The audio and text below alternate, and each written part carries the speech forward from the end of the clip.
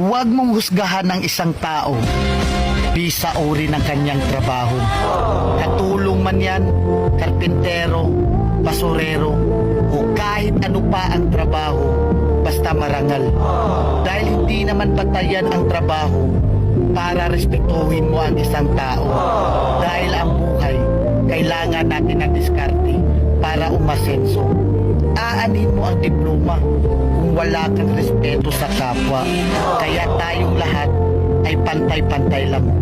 Tayong lahat ay may karapatang tratuhin ng tama kahit walang pinag-aralan. Tandaan natin, kahit ano pang kurso ang natapos mo, kahit ano pang diploma ang hawak mo, kahit mayaman